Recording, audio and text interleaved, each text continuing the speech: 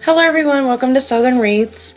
I'm sorry I haven't posted any videos for November. I was actually moving, so I had no time to do anything. But I'm moved now and I should be able to start posting weekly again. If you haven't yet, please subscribe to my channel. Today I'm going to show you how to make this really cute, simple wreath. These are the supplies I'm going to use to make this wreath. I'm only using a 12-inch frame instead of a 14-inch. I just wanted to trade it up, do something different. I'm going to start by adding a pipe cleaner to each crossbar for the inside, and I'm just wrapping it around the two inside rings. I'm twisting 3 times, and I'll go around and do that for each crossbar section. For the outside, I'm going in between the two crossbars, so it's going to be nice and even. So you're going to end up with 6 ties on the inside and 6 on the outside.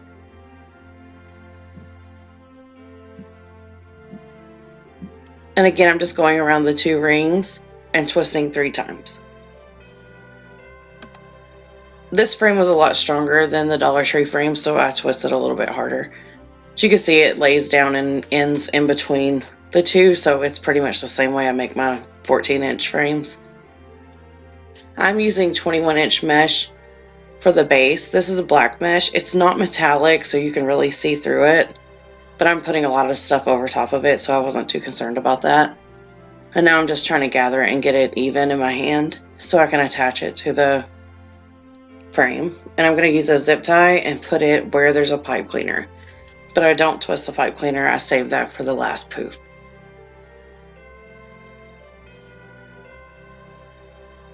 Then I'm just going to trim everything away. You want to make sure you get your zip ties really tight so your mesh doesn't slide out, and then I like to push the mesh to the back and then trim it away. I just feel like it makes it stay to the back more than sticking straight out of the top, which it would all be camouflaged anyway. I'm using my mat to measure out 10-inch poofs, and then I'm just twisting 1.5 times. I do the half part because sometimes when you just twist it once, it'll come undone and your poof will fall out, and it's aggravating.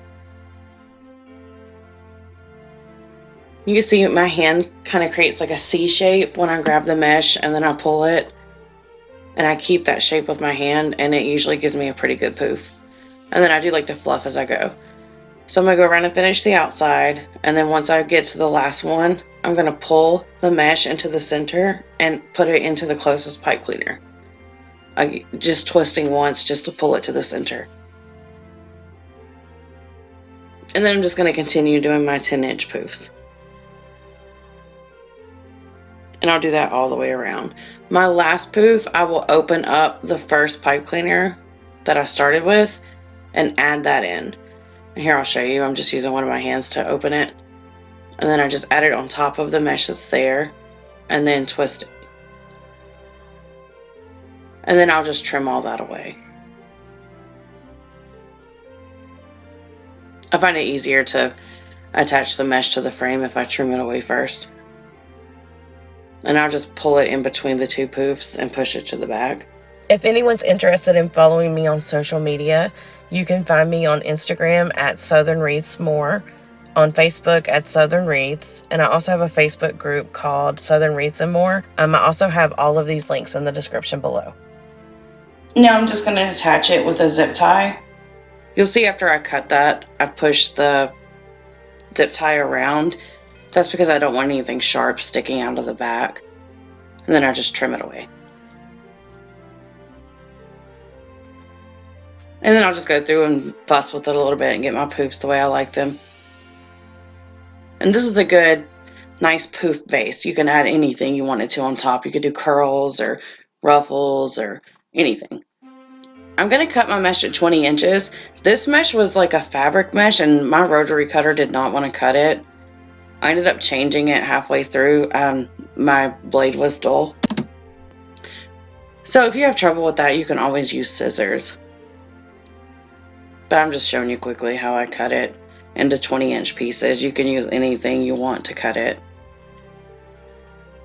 I really do like the fabric mesh better than regular mesh just because it's nice and soft on your hands and it doesn't fray at all. So I'm going to do ruffles. I'm just curling under the beginning, and then I'm just going to gather it all in my hand. Just kind of like accordion folding it as I go. And then the last piece, I kind of tuck it under a little bit. It's hard for you to see it, but it just keeps the edges nice and clean. And then I'm going to add the center into my pipe cleaner. And again, I'm only going to twist once because I'm still going to add my ribbon. And then I like to fan it out, get a nice round shape.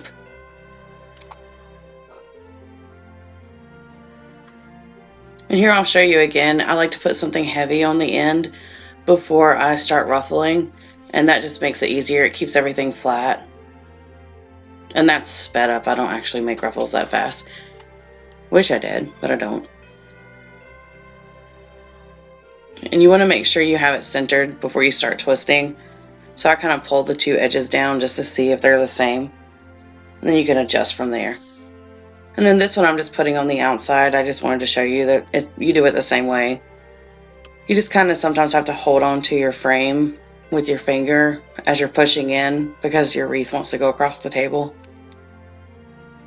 Because I like to keep my pipe cleaners nice and tight. I don't want anything to be able to slide out.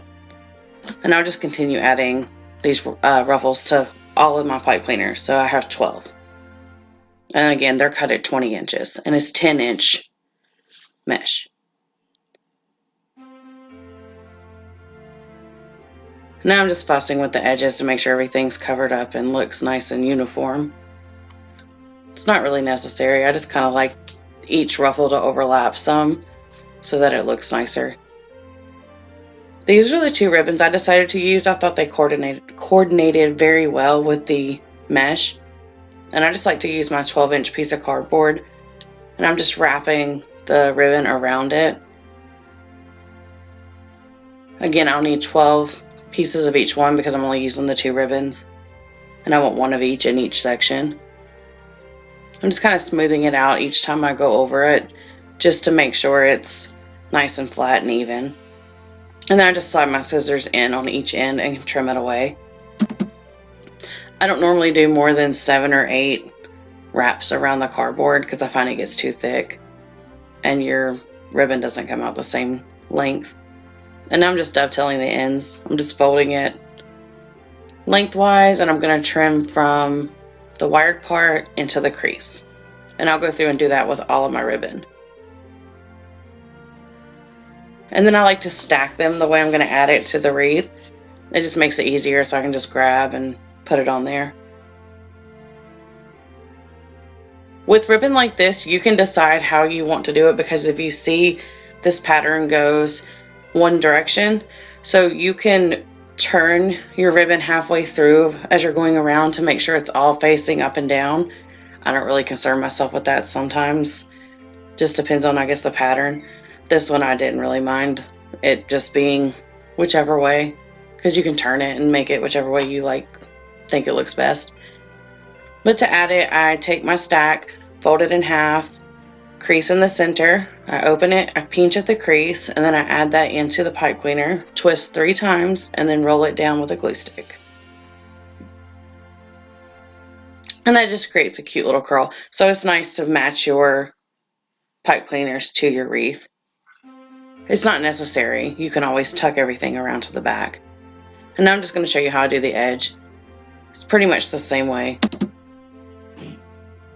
The only thing I do different on the outside is instead of creating an X when I fluff it, it usually looks more like a bow tie, where the 2 top ones are kind of straight across and the other 2 fan out.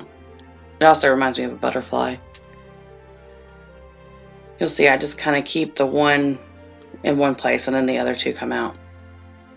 I just feel like it covers the best that way and you don't lose a lot of ribbon. I hate a lot of overlapping ribbon. Especially if your ribbon's expensive, you want to show it off. I was debating on whether or not I wanted to add that sign, but I felt like the reds were different than the reds in the wreath. But that's it. That's how I made my very simple Christmas wreath. It's a great base if you do have a sign that would go with it. Thank y'all so much for watching, and if y'all have any questions, you can leave them in the comments below, and please be sure to like, share, and subscribe. Thank you.